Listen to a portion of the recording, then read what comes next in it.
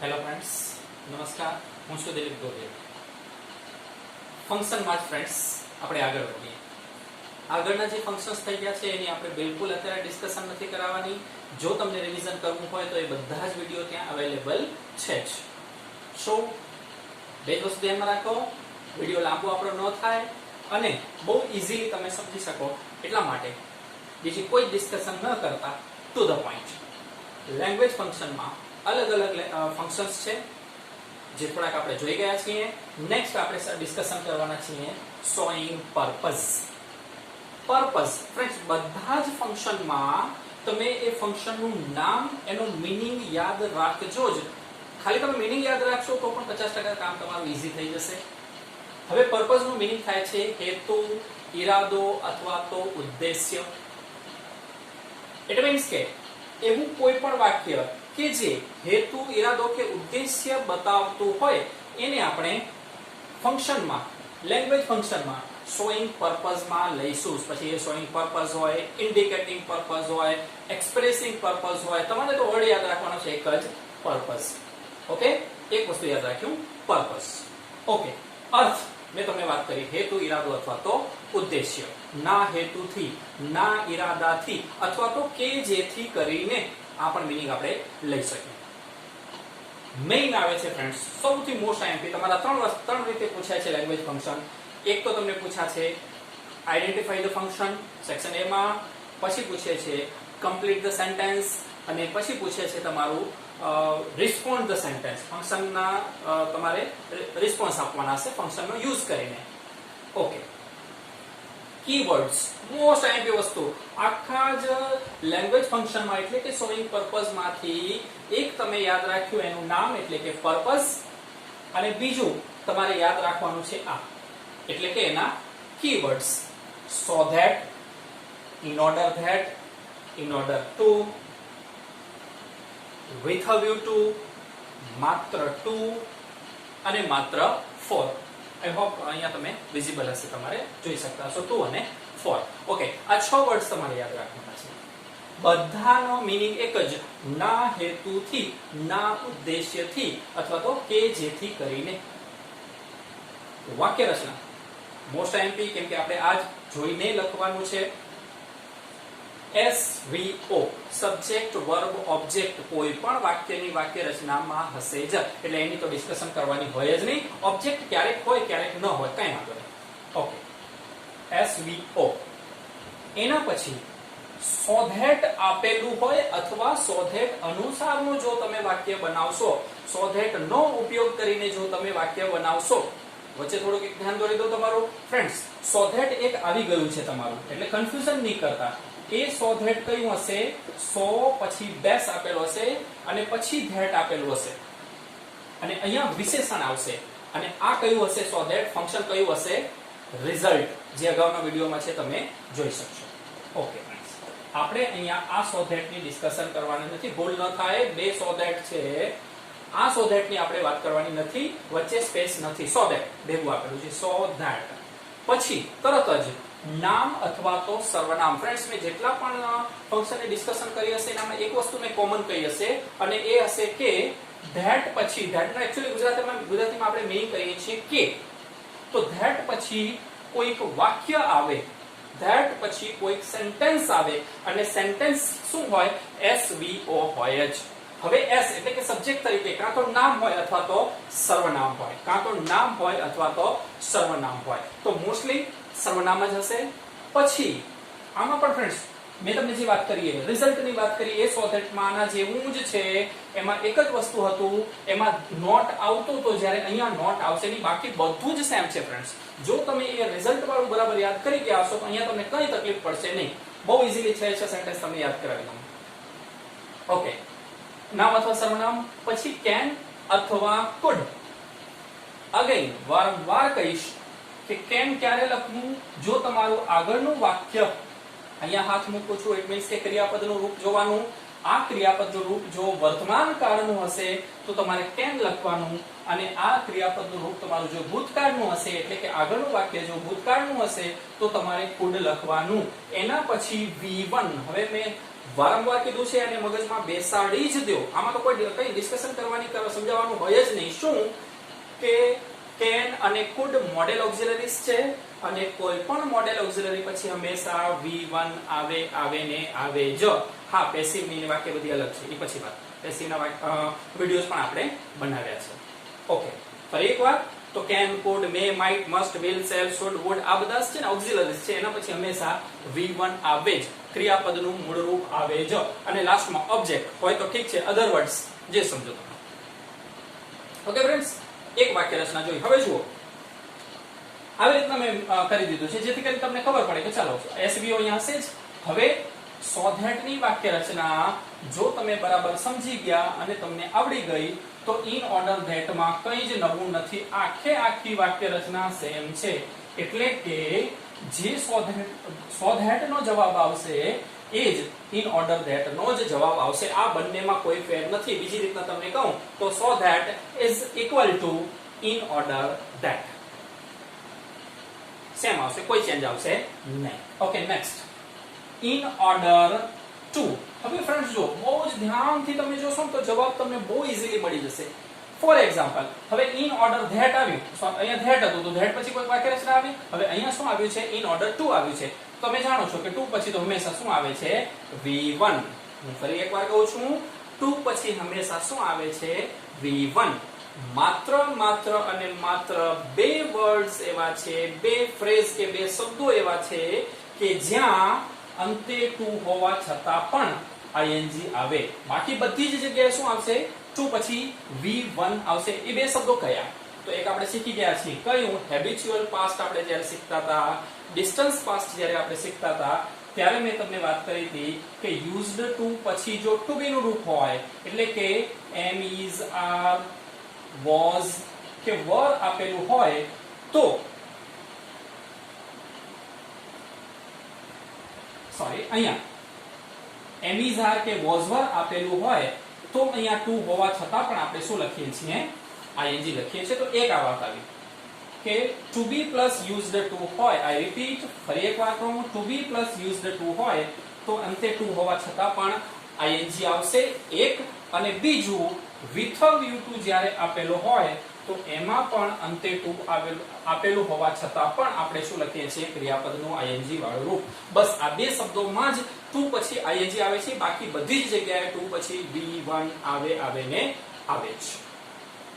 તો બંને થઈ ગઈ વાક્ય રચના ફ્રેન્ડ્સ. નેક્સ્ટ વન શું આપ્યો અહીંયા?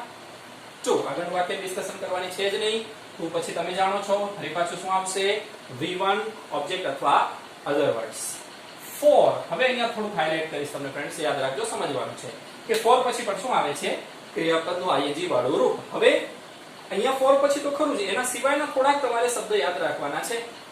અહીંયા તો ફોર પછી ing વાળું રૂપ ખરું જ પર્પઝમાં, શોઈંગ પર્પઝ અથવા એક્સપ્રેસિંગ પર્પઝમાં, પણ એના સિવાય પણ હું તમને થોડાક શબ્દ આપું છું, એ તમારે યાદ રાખવાના છે કે જ્યાં એ શબ્દો પછી તરત જ ક્રિયાપદનું ing વાળું રૂપ આવશે. અને એ શબ્દો કયા? તો while, without, after, before, on, off, from, for અને by. આ 9 વર્ડ્સ તમે યાદ રાખજો. એના પછી પણ હંમેશા ing આવશે જ. જેની ડિસ્કશન બીજી વખત આપણે કરશું, છતાં તમે આટલું યાદ રાખી લો તો તમારું કામ થઈ જશે ઈઝી. ઓકે, ફોર પછી પણ ક્રિયાપદનું ing વાળું રૂપ. તો ફ્રેન્ડ્સ બહુ જ ટૂંકમાં આ વાક્ય રચના છે. હવે આને આધારે જ આપણે આ સેન્ટેન્સ કમ્પ્લીટ કરવાના છે. ઓકે, બરાબર ધ્યાન. Bansari went to America so that. Okay, so that આવી ગયું. હવે that પછી મેં તમને કીધું છે, that પછી હંમેશા શું હોય? કોઈક વાક્ય હોય. ઓકે, તો વાક્યમાં શું હોય? કર્તા અથવા તો મતલબ નામ અથવા તો સર્વનામ. કર્તા એટલે કે નામ અથવા તો સર્વનામ. તો આપણે અહીંયા નામ અથવા સર્વનામ. તો હવે અહીંયા સર્વનામ તરીકે શું લેવું એ આપણે આગળના વાક્ય ઉપરથી નક્કી કરવાનું છે. આગળના વાક્યમાં કર્તા તરીકે બંસરી આપેલું છે એટલે હવે તમારા મગજમાં આવી જવું જોઈએ. બહુ જ સિમ્પલ કે અહીંયા આપણે સર્વનામ તરીકે શું લખવું પડે? સી. થઈ ગયું ઈઝી? ઓકે. વાક્યરચના આગળ જોતા જાઓ. કેન અથવા તો કુડ. મેં તમને સમજાવ્યું તો અહીંયા વારંવાર હાથ મૂકતો હતો. ઓકે, કેન અથવા કુડ એ બેમાંથી એક લખવાનું છે. બેમાંથી એક લખો, બંનેમાંથી ગમે તે એક લખી જો નહીં ચાલે. ઈ બેમાંથી એક કયું લખવું તો એના માટે જોવાનો બીજો શબ્દ એટલે કે ક્રિયાપદનું રૂપ. ક્રિયાપદ અહીંયા વેન્ટ આપેલું છે, એક્ચ્યુઅલી ગો નું ભૂતકાળનું રૂપ આપેલું છે, માટે આપણે અહીંયા કેન નહીં પણ શું લખવું પડે? કુડ. ત્યારબાદ શું આવશે? વાક્ય રચના જુઓ. V1. ઓકે, હવે અહીંયા તમારે જ્યારે કમ્પ્લીટ સેન્ટેન્સ કરવાનું થાય ત્યારે થોડુંક વિચારવાનું. આનો અર્થ મેં તમને એટલે યાદ રાખવાનું કીધું છે. ઓકે, તો બંસરી અમેરિકા ગઈ એનો હેતુ શું હતો, એનો ઈરાદો કે ઉદ્દેશ્ય શું હતો, અથવા તો મેં તમને કીધું કે જેથી કરીને ઓકે, બંસરી અમેરિકા ગઈ કે જેથી કરીને તે એનો ઉદ્દેશ્ય ગમે તે અહીંયા એક લખી શકો. તમારામાંથી બધાનો જવાબ અલગ હોઈ શકે છે, પણ વાક્ય રચના સરખી હોવી જોઈએ. હવે માની લો કે આપણે એમ વિચારીએ છીએ કે બંસરીનું અમેરિકા જવાનું પર્પઝ છે, હેતુ છે, એનો ઉદ્દેશ્ય છે એ ઉચ્ચ અભ્યાસ પ્રાપ્ત કરવાનો છે. તો આપણે શું લખશું? ઉચ્ચ અભ્યાસ પ્રાપ્ત કરવો, મેળવવો. તો મેળવવું કમ્પ્લીટ ધ સેન્ટેન્સમાં ફ્રેન્ડ તમારે વિચારવા પડશે. શબ્દો આઈડેન્ટિફાઈમાં તો બહુ ઈઝી. તમે આ જુઓ એટલે તમારા મગજમાં આવી જ જાય કે શોઈંગ પર્પઝ. તમે ઇન ઓર્ડર ધેટ જુઓ એટલે શોઈંગ પર્પઝ. એવી રીતના આ છો. she could હવે ઉચ્ચ અભ્યાસ મેળવી શકે, પ્રાપ્ત કરી શકે. તો મેળવવું અથવા પ્રાપ્ત કરવું એના માટેનો શબ્દ થશે get. શું? ઉચ્ચ અભ્યાસ. ઉચ્ચ અભ્યાસ માટેનો higher education. આ થઈ ગયું ફ્રેન્ડ્સ તમારું સેન્ટેન્સ so that વાળું. બરાબર સમજી લેજો. ફરી એકવાર કહી દઉં, so that પછી સર્વનામ આવશે. અહીંયા સી આવ્યું. સી એટલા માટે લખ્યું કારણ કે પહેલો શબ્દ એટલે કે કર્તા તરીકે બંસરી આપેલું છે, એનું સર્વનામ આપણે સી લીધું. કુડ એટલા માટે લીધું કારણ કે અહીંયા વેન્ટ છે એ ગો નું ભૂતકાળનું રૂપ છે, તો કુડ લીધું. અહીંયા ગો આપ્યું હોત અથવા ગોઝ આપ્યું હોત એટલે કે વર્તમાન આપ્યું હોત તો અહીંયા આપણે કેન લખ્યા હોત. ત્યારબાદ કેન હોય કે કુડ હોય, અહીંયા તો V1 આવે જ. ઇટ મીન્સ કે ઉચ્ચ અભ્યાસ પ્રાપ્ત કરી શકે. તો ગેટ એટલે પ્રાપ્ત કરવું અથવા તો મેળવવું. તો ગેટ હાયર એજ્યુકેશન. ઓકે, એવી જ રીતના બીજું સેન્ટેન્સ ફ્રેન્ડ્સ અહીંયા આપેલા ઉદાહરણ પ્રમાણે જ ઇન ઓર્ડર ધેટ. ઓકે, ચલો ઇન ઓર્ડર ધેટ. વિચારો શું હોવું જોઈએ આનો જવાબ. તો અહીંયા થોડી વાર પહેલા મેં સમજાવતી વખતે કીધું હતું કે so that is equal to in order that. એટલે કે so that હોય કે in order that હોય, બધાનો આન્સર છે, બધાનો જવાબ છે સરખો જ આવે. ઇટ મીન્સ કે આના જેમ જ આપણે લખીશું she could get higher education.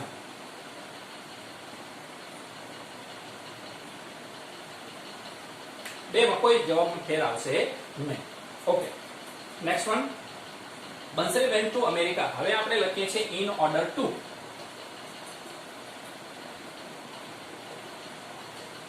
બહુ ડિસ્કશન કરી ફ્રેન્ડ્સ, આવડી જ જવું જોઈએ. TO2 પછી હંમેશા V1 આવે જ. TO2 પછી હંમેશા V1 આવે જ, સિવાય કે બે શબ્દો, એક આર્યો અને એક વિથવ્યુટો. તો અહીંયા તો ઇન ઓર્ડર ટુ છે તો V1 સીધું. V1 ક્રિયાપદનું મૂળ રૂપ. આ વાક્યમાં ક્રિયાપદ કયું છે? આ વાક્યમાં ક્રિયા કઈ છે? ઉચ્ચ અભ્યાસ મેળવવાની, મેળવવું અથવા તો પ્રાપ્ત કરવું એટલે કે ગેટ. તો આપણે જવાબમાં લખીશું ઇન ઓર્ડર ટુ ગેટ અને ઉચ્ચ અભ્યાસ એટલે કે હાયર એજ્યુકેશન.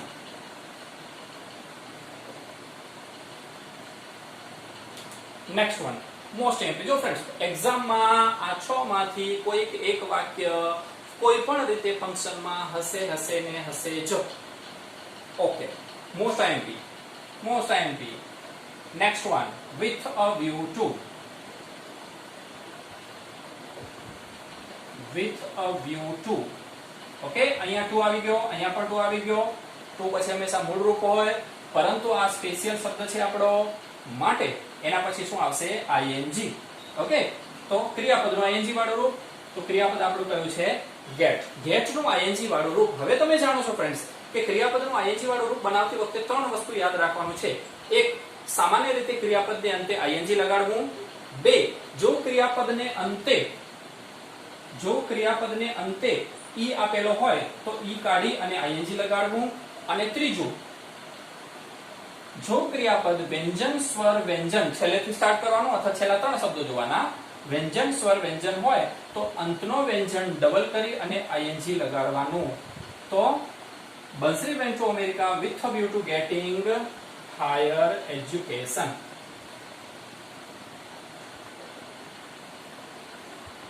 નેક્સ્ટ વન, આ ખાસ યાદ રાખવાનું છે ફ્રેન્ડ્સ.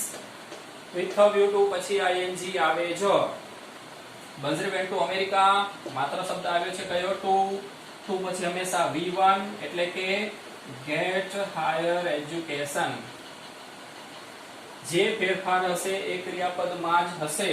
પછીનો શબ્દ છે ફોર. મેં તમને 6 શબ્દો આપ્યા, સોરી 9 શબ્દો આપ્યા હતા, એમાંનો એક ફોર છે. તમારે તો આ પર્પઝ માટે ખાલી ફોર યાદ રાખવાનો છે. ફોર એટલે કે માટે. બધાનો અર્થ એક જ થાય છે, ના હેતુથી, ના ઉદ્દેશ્યથી, કે જેથી કરીને બંસરી અમેરિકા ગઈ, કે જેથી કરીને તે ઉચ્ચ અભ્યાસ પ્રાપ્ત કરી શકે. બધા જ નો મીનિંગ એક સરખો જ થશે. તો ફોર. હવે ફોર પછી આઈએનજી આવશે. વાક્ય રચના જોઈ લો અહીંયા. તો ગેટ નું શું થઈ જશે અહીંયા? Getting higher education. Okay friends, તો આ તમારા બહુ સિમ્પલી ઇઝીલી પર્પઝ થયું. એક વાર કહી દઉં છું, યાદ શું રાખવાનું. નંબર 1, જોજો ફ્રેન્ડ્સ, આખા જે 25-30 મિનિટ જે હું બોલ્યો છું, 20 મિનિટ, એને તમારે ખાલી આટલું યાદ રાખવાનું છે. નંબર 1, ફંક્શનનું નામ પર્પઝ. એક. નંબર 2, શબ્દો કયા, કીવર્ડ્સ કયા? તો so that, in order that, in order to, with a view to, માત્ર to અને for. આ 6. ત્રીજી વસ્તુ, એની વાક્ય રચના બહુ ઈઝી છે ફ્રેન્ડ્સ. તમે ખાસ તો આ યાદ રાખી લો. with a view to પછી આઈએનજી આવશે. બાકી ગમે ત્યાં to હશે તો મૂળ રૂપ જ આવશે. so that અને in order that ની વાક્ય રચનામાં કોઈ ફેરફાર નથી. તમે આગળનું so that પણ શીખી ગયા હતા, એમાં નોટ આવતું હતું. અહીંયા કાંઈ નોટ આવતું નથી. હકાર અર્થમાં છે so that માટે.